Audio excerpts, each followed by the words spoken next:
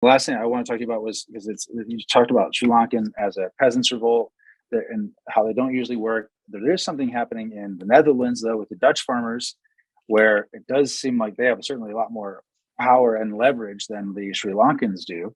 And have you been following what's happening there? And do you have any thoughts on that? Yeah, I have.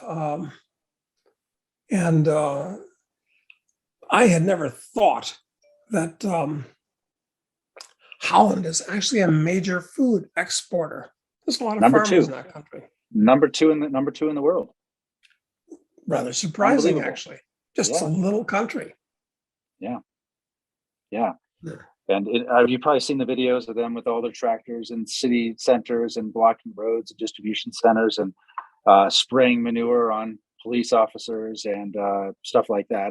We've seen some of that stuff, And but and the cops actually shot somebody and killed him. One of the no, they shot at him. A 16-year-old actually driving one of the tractors as he was driving away. They shot at him, but two shots, as I understand it. And I don't think, unless there's another event that I'm not aware of, no one was actually shot. But there were people who have been arrested. Obviously, some of the farmers have been arrested.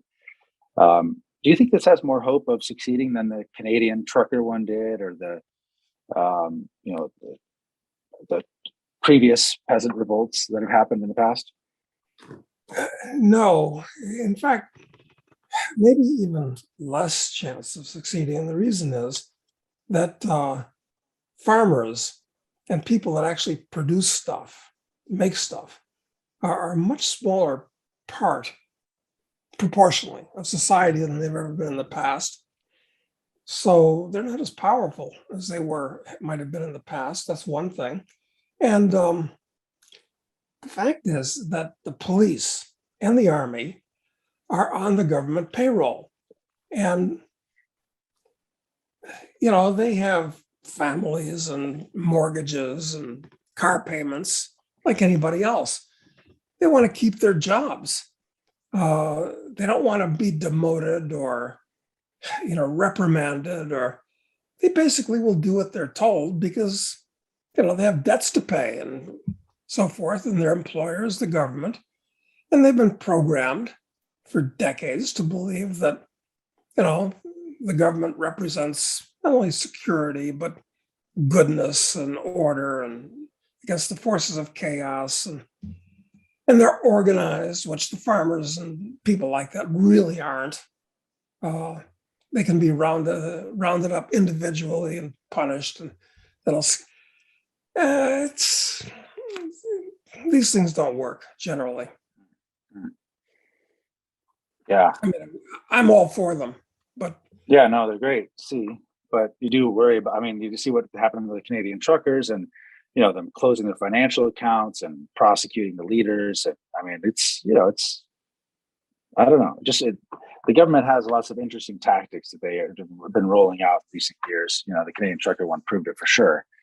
That I think it'd make it a lot harder to fight back.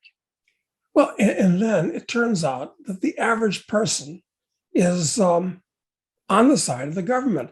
And as a proof of that, in Australia, in the state of Victoria, the premier who runs Victoria totally locked down Melbourne. They say that Melbourne was the most locked down city on the planet over the Hmm. last couple of years. And the stories that have come out of what the police did to Melbourne citizens, I mean, it's absolutely shocking and disgusting. But the guy that is the premier in Victoria is still in office.